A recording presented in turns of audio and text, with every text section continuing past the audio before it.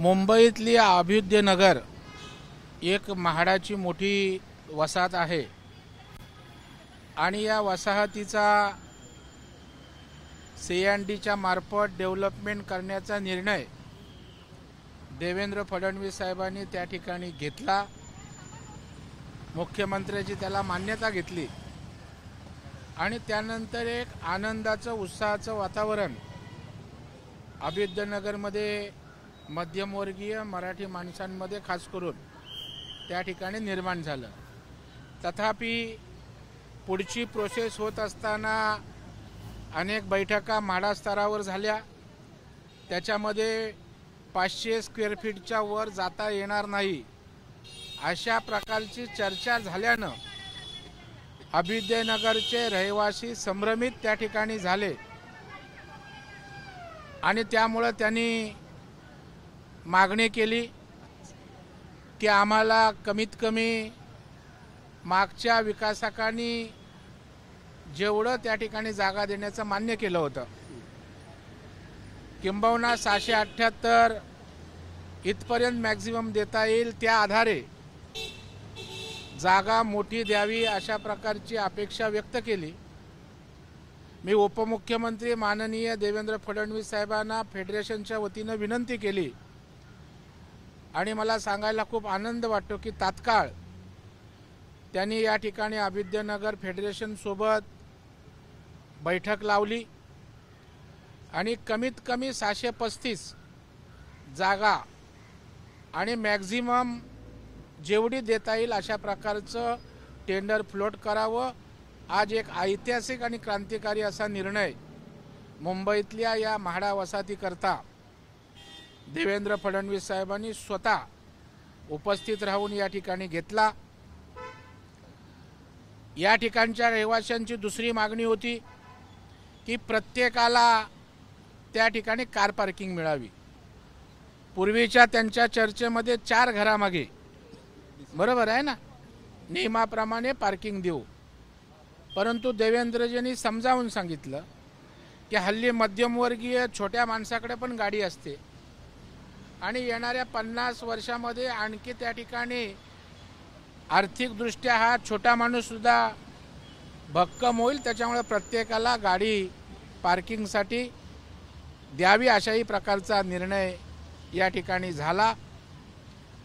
त्याचबरोबर कॉर्पस फंडाच्या संदर्भात निगोशिएट करावं आणि योग्य तो कॉर्पस फिजिबिलिटीच्या आधारे द्यावा अशा प्रकारचे फेडरेशनला रहिवाशांना जे अपेक्षित होते ते निर्णय आज सह्याद्री अतिथीगृहात देवेंद्रजींच्या अध्यक्षतेखाली झालेल्या बैठकीत त्या ठिकाणी झाले आणि मला वाटतं हे अभ्युदयनगर वासियांसाठी स्वप्न असेल की उपमुख्यमंत्री येतात काय, घोषणा करतात काय, GR निघतो काय, GR झाल्यानंतर प्रोसेस सुरू काय होते आणि अडचणी आल्यानंतर पुन्हा या सर्वसामान्य माणसासाठी बैठक लावून निर्णय घेणं हा एक गतिशील नेता किंवा सरकारचे उपमुख्यमंत्री या ठिकाणी लोकांना दिसले।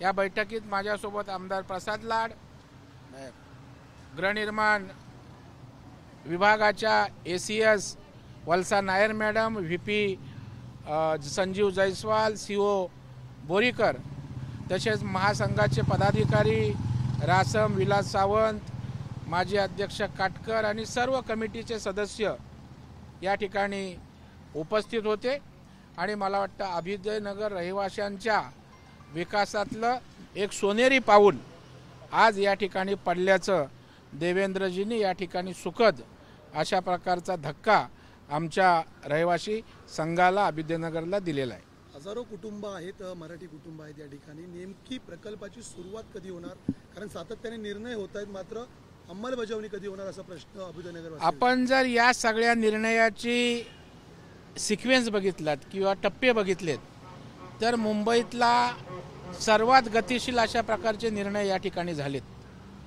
गोरेगावच्या हाऊसिंगच्या परिषदेमध्ये देवेंद्रजींकडे मागणी फेडरेशनने केली, त्यानंतर धन्यवाद देवेंद्रजी नावाचा गृहनिर्माण संस्थातल्या निर्णयांबद्दल आम्ही कार्यक्रम घेतला, त्या ठिकाणी अभ्युदयनगर रहिवासी संघानं मागणी केली आणि मी माझ्या आयुष्यात राजकीय जीवनामध्ये असं पाहिलं नाही, स्टेजवर ना कार्यक्रमातनं मुख्यमंत्र्यांची संमती देवेंद्रजींनी घेतली आणि घोषणा केली. त्यानंतर GR निघाला आणि GR निघाल्यानंतर CNDचा GR त्या ठिकाणी निघाला आणि प्रोसेस चालू असताना काही अडचणी आहेत म्हणून आज बैठक झाली आणि आजच्या बैठकीत 8 दिवसाच्या आत या ठिकाणी प्रक्रिया पूर्ण करावी असा टाईम बाउंड त्या ठिकाणी देवेंद्रजी कार्यक्रम दिलेला आहे. आणि मला वाटतं अशा प्रकारचा निर्णय मुंबईच्या हाऊसिंग सेक्टरमध्ये किंवा एखाद्या वसाहतीच्या विकासासंदर्भात खचितच आपल्याला पाहायला मिळाला असेल. भाऊ, महाविकास आघाडीची बैठक जागा वाटपासंदर्भात सध्या सुरू आहे. आज फायनल जवळपास निश्चिती जी आहे महाविकास आघाडी करणार. आता त्यांचं काय करावं, निश्चिती करावी, आज करावी, उद्या हा त्यांचा विषय आहे. परंतु मला अजिबात वाटत नाही त्यांच्यात एवढे त्या ठिकाणचे वादविवाद आहेत, जागा वाटपावरनं खेचाता नाही, ते आज त्यांचा निर्णय होईल असं वाटत नाही. परंतु शेवटी त्यांची आघाडी आहे, त्यांनी काय करावं हा त्यांचा विषय आहे. आपल्याला यातला विसंवाद लवकरच बाहेर आलेला दिसेल. राहुल गांधी यांच्या आरक्षण बाबतीतील विधानावरतून आता भाजपचे खासदार अनिल बोंडेंनी कुठेतरी एक वादग्रस्त विधान केले की राहुल गांधींच्या जिभेवर चटके देण्याची गरज आहे. मला वाटतं जिभेचा विषय पुढे आलेला आहे. प्रत्येकाने जिभेवर लगाम घालण्याची आवश्यकता आहे. त्याच्यामुळे राहुल गांधींनी पण बोलताना जो सर्वसामान्य उपेक्षित, वंचित, शोषित, पीडित समाज आहे त्या संदर्भात आरक्षण रद्द करा हे बोलणंसुद्धा त्या जिभेला त्या ठिकाणी शोभा देणारं नाही आहे. म्हणून अशा प्रकारचं जीभ छाटणं किंवा चटके देणं हेही समर्थनीय होऊ शकत नाही. परंतु जिभेवर बोलणाऱ्यांनी पण लगाम घातला पाहिजे आणि त्यावर टीका करणाऱ्यांनी. भाऊ, महामंडळ जे आहे ते राष्ट्रवादीच्या काही आमदारांना वाटण्यात आली, देण्यात आली. 3 महामंडळ अजितदादा यांच्या कोणत्याही आमदाराला शिवसेनेच्या वाटल्यात. ते शिवसेनेच्या वाटप झाले, मात्र राष्ट्रवादीच्या आमदारांना अद्याप आपण महामंडळाची वर्णी लागली नाही. शिवसेनेच्या शिंदे साहेबांच्या नावावर जे असणाऱ्या 3-4 महामंडळाचं वाटप झालं. अजितदादांची यादी तयार होते, भाजपची यादी तयार होते. परंतु आता त्यांची गाडी फास्ट आहे, त्यांचे आमदार थांबायला तयार नाहीत. तसे अजितदादा आणि आमच्या भाजपचे जरा सबुरीवाले आहेत, त्याच्यामुळे 2 दिवस लेट होत आहे, पण तिन्ही पक्षाचं होईल.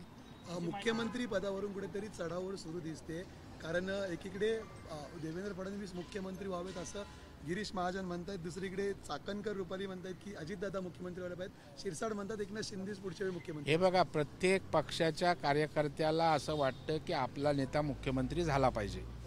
त्याच्यामुळे प्रत्येक पक्षाचा कार्यकर्ता माझ्या पक्षाचा प्रमुख किंवा नेता मुख्यमंत्री व्हावा अशी अपेक्षा बाळगणं काही चुकीचं नाही आहे. त्यामुळे अजितदादाच्या कार्यकर्त्यांना वाटतं त्यांनी मुख्यमंत्री व्हावं, शिंदेसाहेबांच्या कार्यकर्त्यांना वाटतं त्यांनी मुख्यमंत्री व्हावं. तसं गिरीश महाजन बोलतात तसं आम्हाला वाटतं की देवेंद्रजी मुख्यमंत्री व्हावेत. परंतु तिन्ही पक्षाला जरी वाटत असेल तरी अंतिमतः तिन्ही पक्षाचे 3 नेते एकत्रितपणे आमच्या पक्षाचे दिल्लीतले शीर्षस्थ नेत्यांशी चर्चा करून महायुतीचा मुख्यमंत्री होईल एवढं मात्र नक्की. मोदी सरकारने कॅबिनेटमध्ये 1 नेशन 1 इलेक्शन प्रस्तावाला मंजुरी दिली आहे आणि त्यामुळे काही राज्यांच्या निवडणुका सध्याच्या काही होतील त्या एकत्र होण्याची शक्यता आहे. नाही, मला वाटतं हा ऐतिहासिक आणि क्रांतिकारी निर्णय असू शकेल. अनेकांनी प्रयत्न केला, इव्हन काँग्रेसच्या राजवटीतही, की अनेक प्रकारच्या निवडणुका 5 वर्ष चालू असतात. त्याच्यामुळे मशिनरी त्या ठिकाणी एंगेज असते, अवाजवी करोडो रुपयाचा खर्च होतो, लोकांचा वेळ अनेक निवडणुकांसाठी मतदानाला त्याच्या अगोदर जात असतो, कर्मचारी वर्ग डेप्यूट करावा लागतो. आणि जर हा वेळ वाचला, खर्च वाचला, मशिनरी वाचली तर देशहितासाठी ते चांगलं आहे. आणि त्याच्यामुळे अशा प्रकारचा निर्णय जर होत असेल तर देशवासी याचं मनापासून स्वागत करतील. अशोक चव्हाणांनी खटगावकरांना म्हटलं की भाजप सोडून काँग्रेसमध्ये जाऊ नका, तुम्ही सध्या सुरक्षित जे आहे ते भाजपमध्ये आहे. त्यामुळे अशोक चव्हाणांच्या अशा वक्तव्यामुळे सुरक्षित असं त्यांनी वक्तव्य काढलेलं आहे, ते बोललेलं आहे. त्यामुळे अनेक राजकीय चर्चा सुरू झाल्या. कसं ज्या पक्षाचं सरकार आहे, ज्या पक्षाला भवितव्य आहे त्यामध्ये सुरक्षितता असते. आज केंद्रात भाजपचं सरकार आहे, महायुतीचं सरकार आहे, राज्यात आमचं सरकार आहे, उद्या भविष्यात महाराष्ट्रात आमचं सरकार येणार आहे महायुतीचं. त्याच्यामुळे सुरक्षिततेच्या दृष्टीनं आम्हीच उजवे आहोत. आणि म्हणून अशोक चव्हाण हे माजी मुख्यमंत्री राहिलेत, त्यांना हवेची दिशा कळत असते. त्याच्यामुळे त्यांनी तशा प्रकारचं वक्तव्य केलेलं असू शकतं. चर्चा सुरू अशी झाली की ईडी, सीबीआय असे काही भीती दाखवली. ही चर्चा तुमची आहे ना, असं अशोक चव्हाण कुठे बोलले का?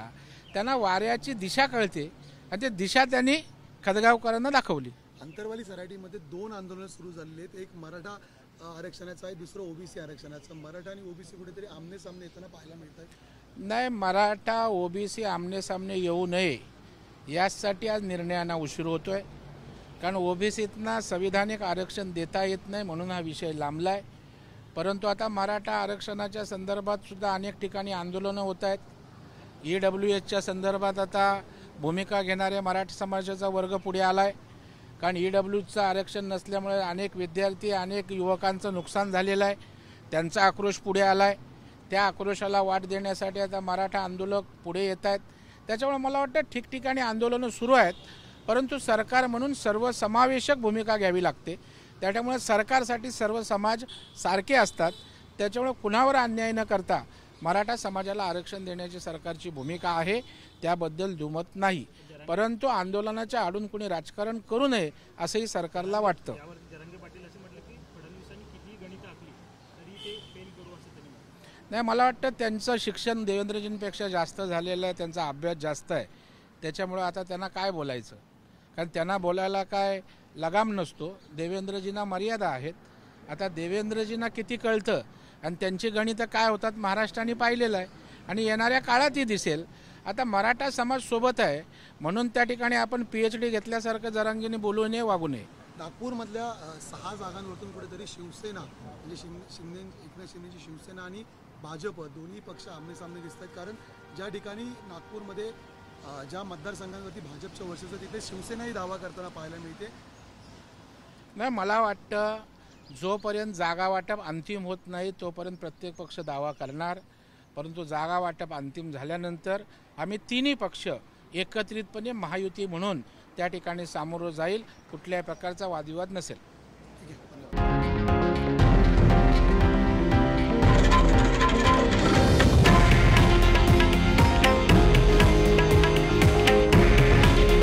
हे आहे देशातील नंबर 1 न्यूज नेटवर्क आणि आपण पाहत आहात TV9 मराठी.